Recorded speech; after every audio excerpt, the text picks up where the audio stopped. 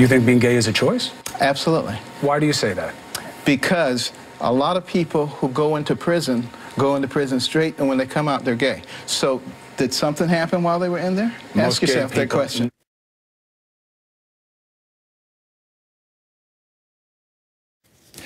That was potential Republican presidential candidate Dr. Ben Carson this morning on CNN. And this evening, we have a written apology that Dr. Carson posted on Facebook. I do not pretend to know how every individual came to their sexual orientation. I regret that my words to express that concept were hurtful and divisive. For that, I apologize unreservedly to all that were offended. I know that we are all made in God's image, which means we are all deserving of respect and dignity. I support human rights and constitutional protections for gay people, and I have done so for many years. I support civil unions for gay couples, and I have done so for many years. I support the right of individual states to sanction gay marriage, and I support the right of individual states to deny gay marriage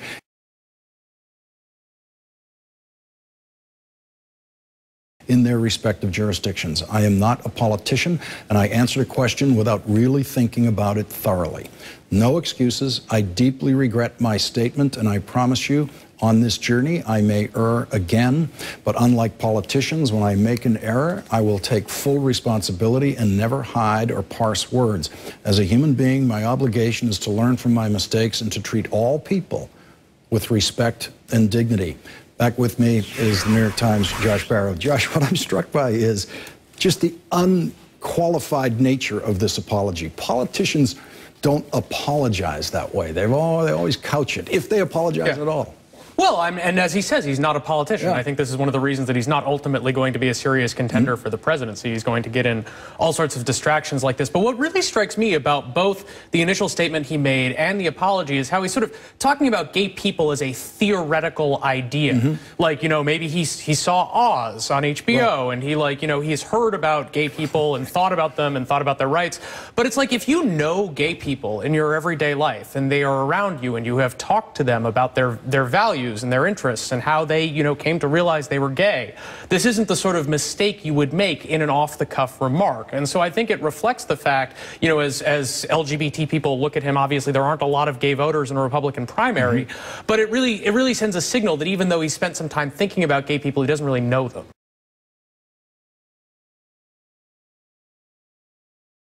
Yeah, and the issue, it's also about just how alive any question involving gay people is in the Republican Party. It's just something that they're always going to go in some odd direction. Let's listen to what Jeb Bush told Sean Hannity about it at CPAC.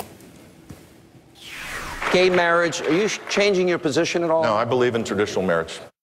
And Josh Barrow, they're going to go down with that sinking ship as long as it's around. Well, but the ship may not be around very long. I mean, first of all, Jeb Bush has changed his position. If you read what he was writing about homosexuality 20 years ago, it was kind of fire-breathing. He was talking about how, you know, we shouldn't be sanctioning sodomy and things like that. And so certainly he's just hired an openly gay communications director who will be a very senior staffer in his campaign. Even though he's out there saying, you know, I support traditional marriage, checking the box in the Republican primary, it's clear there's been motion both in the party and with Jeb Bush specifically. Now, I think the question for Republicans is if, as is very likely, we soon get a Supreme Court ruling that brings gay marriage throughout the entire country, how much of a pressure is there for sort of hardcore resistance to that? We're seeing right now in Alabama, you have Republican politicians trying to hang on really hard to opposition to gay marriage. But that's been the exception rather than the rule. In most places, I think we're kind of seeing a sigh of relief from Republican officials when a court finally rules against them that they can take this issue off the table and stop obsessing about it. In general, the elected officials love it when the court reaches in and removes their authority and therefore any responsibility. Yeah, no, they get to say, oh, well, you know, I did my best, but, you know, this is out of my hands now. But we are seeing the counterfactual to that in Alabama, where you've seen elected officials, you've seen state court officials acting contrary to the federal courts, issuing contradictory rulings that have put local officials in a very difficult position. You could see some other states taking actions like that, but I think in general this issue is going to be really de-emphasized in a couple of years for Republicans. Josh Barrow, thanks for joining us tonight.